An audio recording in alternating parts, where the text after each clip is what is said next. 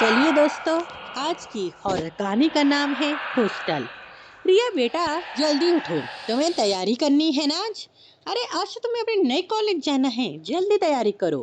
रिया की माँ किचन से आवाज लगा रही थी। रिया एक ही बहुत ही होशियार लड़की है।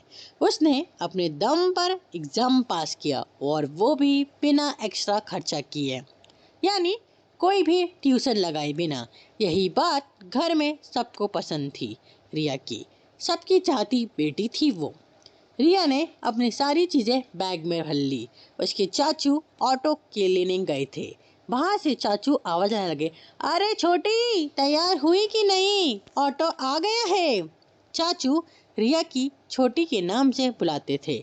सब सामान लेकर रिया और उसकी माँ नीचे आ गए। ऑटो में रिया के साथ उसके चाचू रेलवे स्टेशन चले गए। वहां से शहर का रास्ता कुछ ही घंटे भर का था। रिया का एडमिशन शहर के बड़े बड़े से कॉलेज में हो गया था। उसको हॉस्टल भी मिल गया था। बाहर रूम लेने से अच्छा उसको एक्स्ट्रा खर्चा लग रहा था, इसलिए उसने सोचा क्यों ना हॉस्टल में ही रिया जाए। रिया जल्दी से कॉलेज के गेट के अंदर गई और सीधा अपने हॉस्टल के तरफ पहुंची।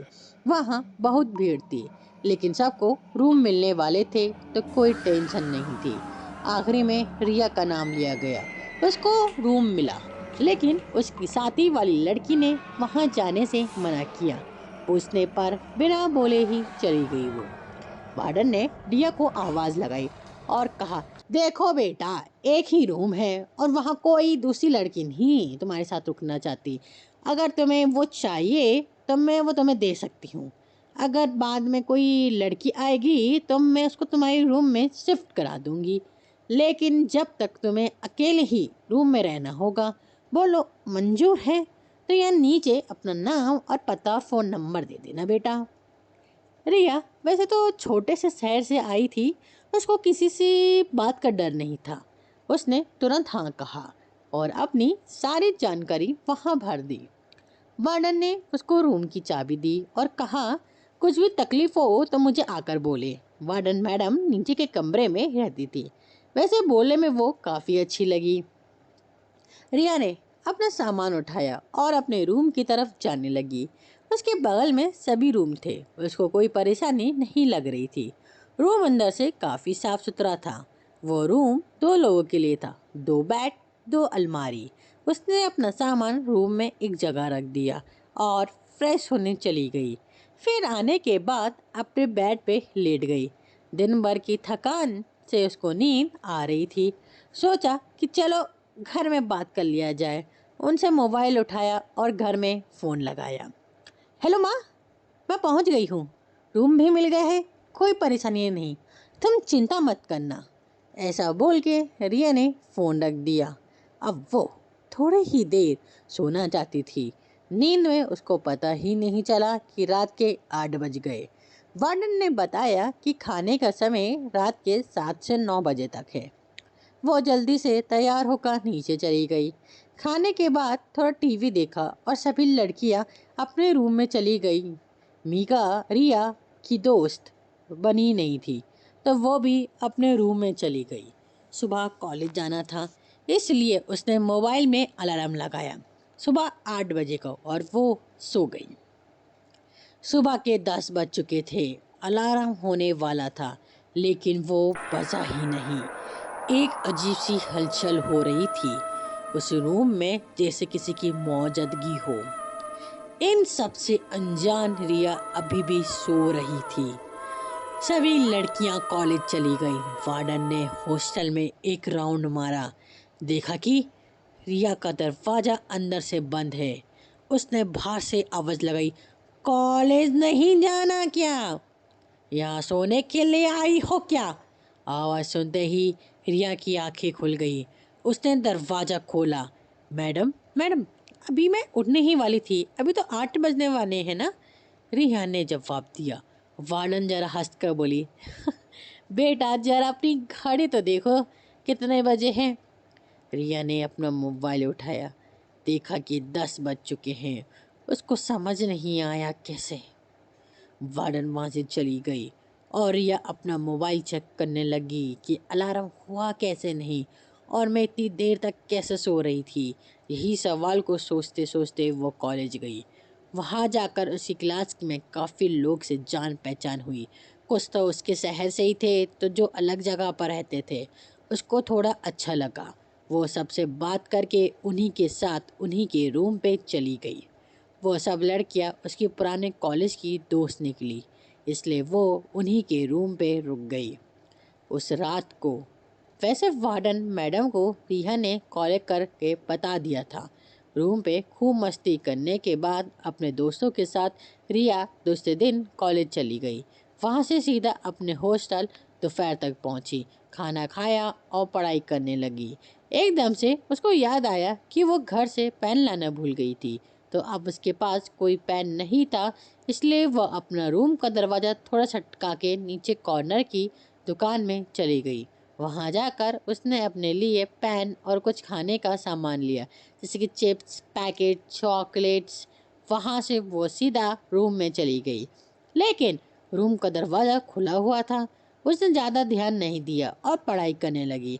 शाम का खाना खाने के बाद फिर वो काफ़ी देर तक पढ़ रही थी। फिर नींद आई तो वो सोने की तैयारी करने लगी।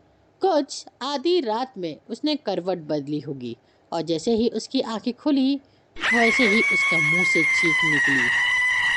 वो बहुत डर गई थी। उसने सामने वाले बेड पे किसी लड़की को सोते हुए देखा और वो उसकी तरफ ही देख रही थी।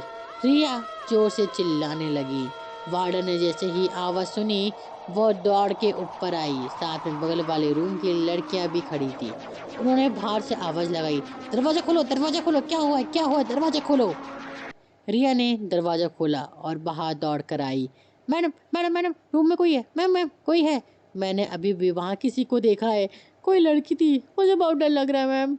वार्डन ने अंदर जाके देखा और कहा, यहाँ तो कोई नहीं है, कोई सपना देखा होगा तुमने, बेकार में हल्ला मचाया है, चलो जाके सो जाओ। रिया सच में बहुत डर गई थी, लेकिन सब लड़कियां उस पर हंस रही थी, इसलिए हिम्मत दिखाते हुए भी वे रूम के अंदर चली गई और सोने की कोशिश कर रही थी। उसको पता ही नहीं चला भला कि कब सुबह हो गई। दूसरा दिन कॉलेज खत्म होने के बाद वह रूम पे आई तो दरवाजा आज भी खुला था। अंदर एक लड़की थी, उसी बेड पे जिस पे कल देखा था। वो अपना सामान लगा रही थी। अब रिया को थोड़ा अच्छा लगने लगा। उसको पार्टनर मिल गई थी, उसको हिम्मत आ गई। चलो, वार्डन ने किसी को तो भेज दिया, इस बात पर खुश थी वो। फ्रेश होने के बाद रिया उस लड़की से बोलने के लिए गई तो वो सो के थी। उसने उसको सोने दिया। फिर वह पढ़ाई में लग गई। शाम को खाने के लिए उसने उस लड़की को उठाना चाहा, लेकिन वह लड़की बिना बोले ही बाहर चली गई। रिया को अजीब लगा, लेकिन उसने ज़्यादा टेंशन नहीं लिया।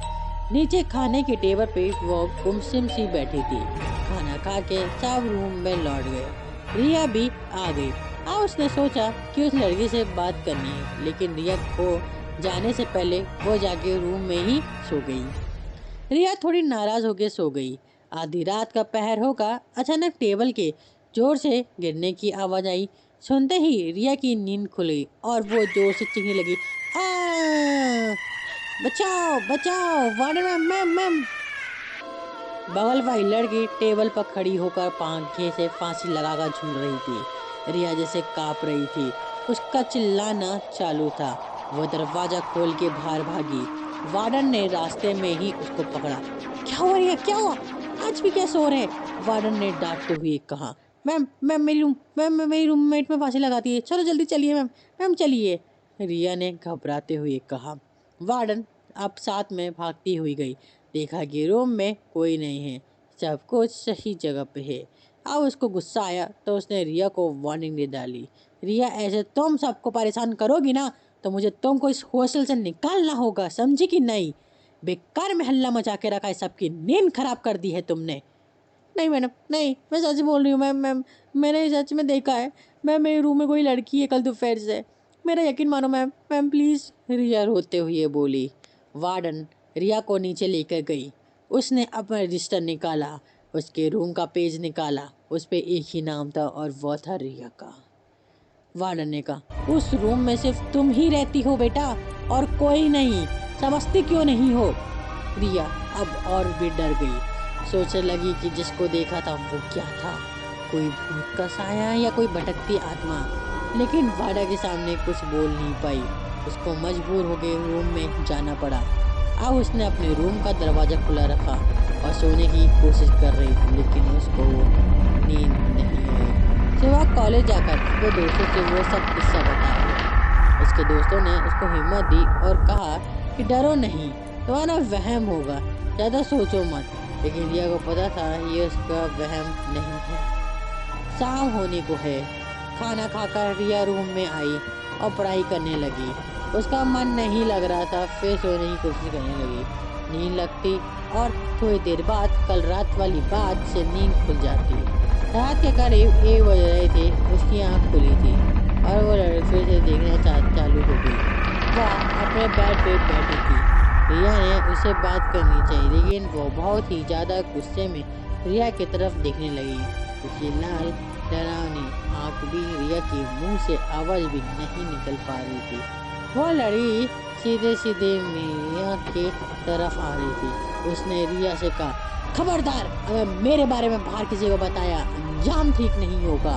उसका भयंकर रूप देखकर रिया रोने लगी, गिड़गिड़ाने लगी। मुझे छोड़ दो, प्लीज प्लीज, मैं किसी को नहीं बताऊंगी, मुझे छोड़ दो, मैं तुम्हारे बारे में नहीं बताऊंगी, प्लीज प्लीज। लेकिन थोड़ी देर में रिया को दिल का दौरा पड़ा और उसकी मौत हो गई। सुबह जब वार्डन ने दोपहर के बाद भी रिया के कमरे से बाहर नहीं देखा, तो उसको कमरे में पहुंची। दरवाजा सिर्फ चटाक का था। उसने जैसे ही दरवाजा खोला, रूम के नजर देकर वार्डन की चीख निकली और वो वहीं बेहोश हो गई। रिया की बॉडी पंख से लटक रही थी। बाजू की लड़कियां भी चिल्लाने लगी। पुलिस ने आकर रिपोर्ट दर्ज कराई और वार्डन को हॉस्पिटल पहुंचाया। पूछताछ हुई, लेकिन कुछ हाथ नहीं आया। होशियार लड़की आत्महत्या कैसे कर सकती है, यही सवाल सब कर रहे थे। वार्डन ने ये जिम्मेदारी अपने ऊपर लेते हुए नौकरी छोड़ दी। उसको रिया की मौत का बड़ा अफसोस हुआ। महिला और वाले भी सदमे में थे। कई दिनों तक उस रूम में कोई रहने को नहीं आया। वार्डन भी अब नहीं आ गई थी, लेकिन उस रूम के बारे में सबको सवाल थे, जवाब किसी के पास नहीं। कुछ साल बाद जब जब उस हॉस्टल के रूम में एक नई स्टूडेंट रहने आई, इस हादसे के बाद वहाँ कोई लड़की रहना नहीं चाहती थी। उस रूम के पास ही रूम खाली थे, लेकिन एक दिन एक लड़की का एडमिशन कॉलेज में हुआ। वार्डन ने उस रूम की चाबी दी। उसका नाम था निशा। रूम देखकर तो वह बहुत खुश हो गई। अपना सामान रखकर बाहर घूमने आ गई। देखा कि उसके वाले बेड पे कोई लड़की सो रही है। उसने हाथ लगाकर उठाने की कोशिश की। पूछा, कौन हो तुम? कौन सी क्लास में हो तुम? क्या नाम है तुम्हारा? उसने जवाब दिया, रिया। तो दोस्तों, कैसी लगी आपको ये कहानी? अच्छी लगी तो लाइक करिए, सब्सक्राइब करिए और शेयर करिए ऐसी हॉरर कहानी सुनने के लिए।